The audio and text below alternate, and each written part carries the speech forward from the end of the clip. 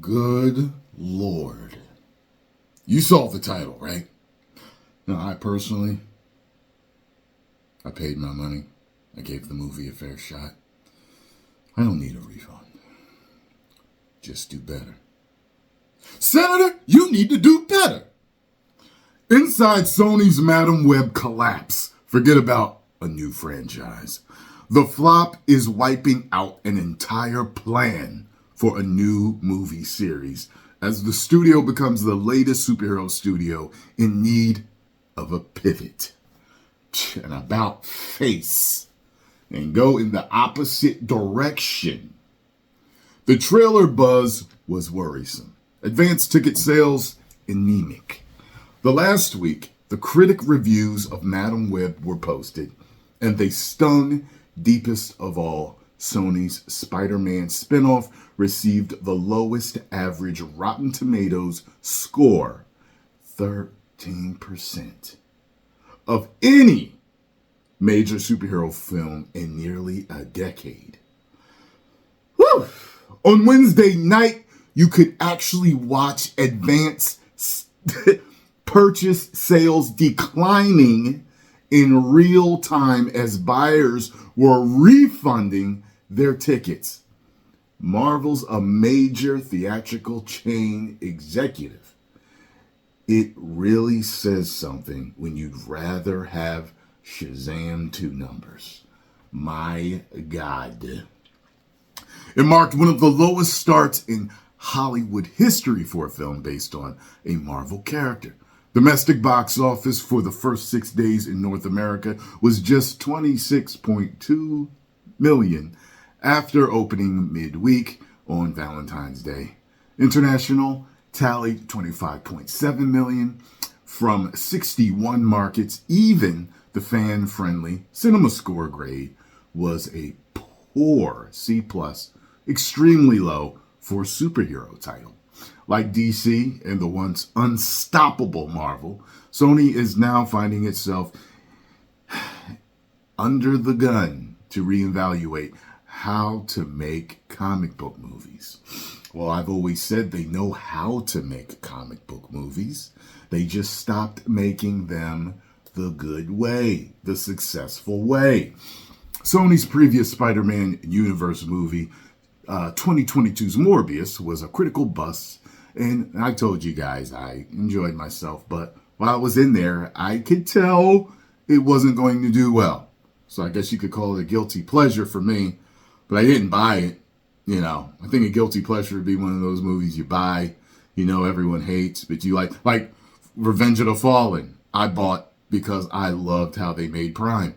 They had Prime getting his butt kicked in the first movie, which I hated, by Megatron, and it didn't happen like that in the cartoon series. He was never like that with Megatron getting his butt whooped. So in the second one, they made him unstoppable. But my only complaint with Bay's Optimus Prime is that they made him too murderous. He definitely is an Autobot that cares. And you remember in the first one when he caught Sam, I got you, boy. Remember that? Well, he would have saved the pilots in that helicopter that got knocked down also. When I was in the theater, when I saw that, I was like, Prime, but okay, this is a different Prime.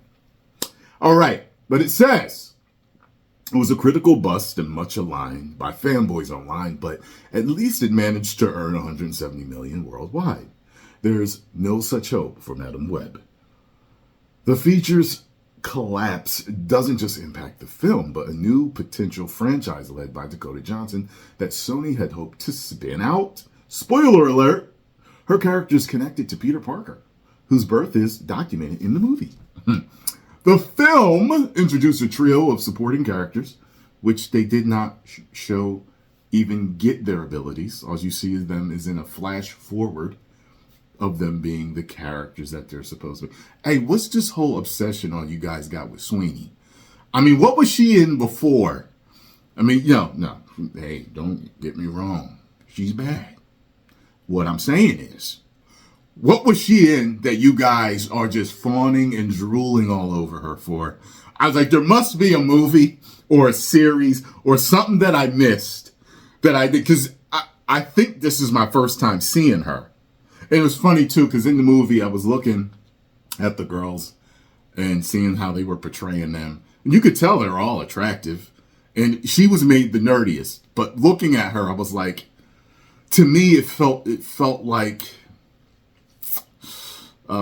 porno-ish, because it was like they had her and then they had her tie her shirt up. But I was like, I could tell that there's a good-looking girl under here. There's not a truly nerdy, geeky, timid girl here. I feel like there's a confident, real life, attractive woman here that they're trying to make look like this, which is something they do in fantasy, and they do it in porno. So I'm like, so then I'm seeing all the guys losing their minds over and talking about how she is, and I'm like, okay.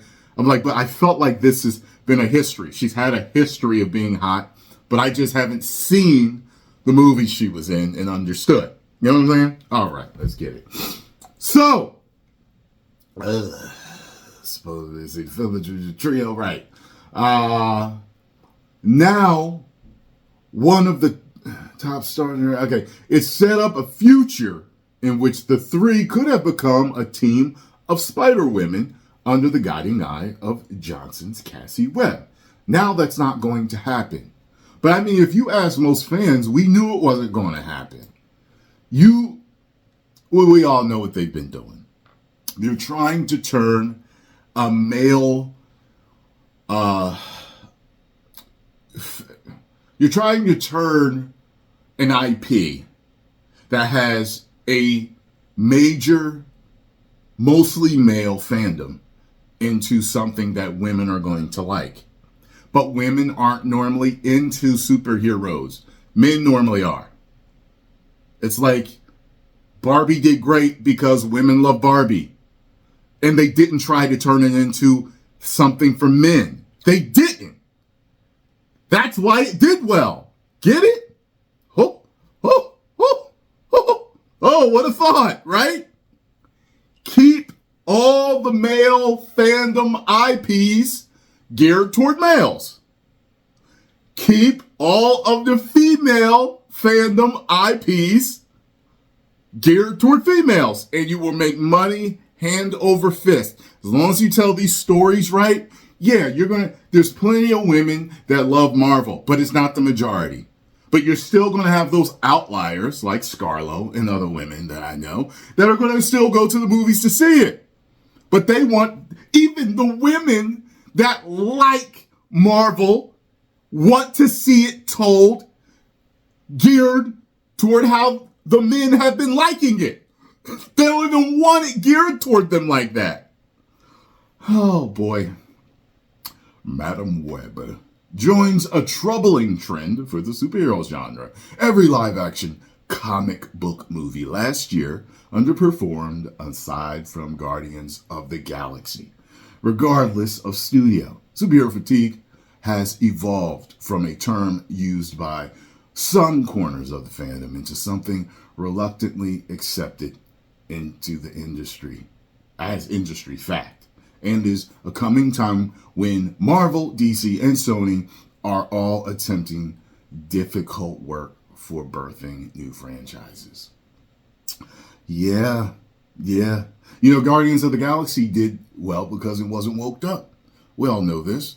I made a very famous rant in the beginning of that where I was explaining that it wasn't full of woke BS politics, which is a specific subgenre of politics.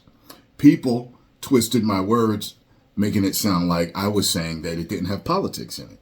Wrong. I was talking about specific politics, woke BS politics. And PETA has nothing to do with that. Animal rights, people were talking about animal rights a long time before this whole woke tidal wave started engulfing the United States and the rest of the world. Okay? So don't even try that. You're all liars when you say that I was saying it was politics. Liars. It was BS woke politics. Didn't have that in it. And that's why it did so well. That's the reason why it did so well. The number one reason why it did so well. Yes, James Gunn is a great director. Yes, it was great acting and fun acting and comedy, and it was heartfelt. It was just sad. It was, oh man, you know what I mean? It got pulled on your heartstrings seeing Rocket's story like that unfold like that. But it didn't do what the rest of the movies have been doing. Gunn knows it. You know it. The rest of the industry knows it. That's why. Get back to doing it right way. Doing it the right way. Okay? Do it like Gunn and everybody else out here is doing it right, which isn't the majority. Post comments down below. Let me know what you all think. If you enjoyed my thoughts on this, make sure you hit the like button, subscribe, and share.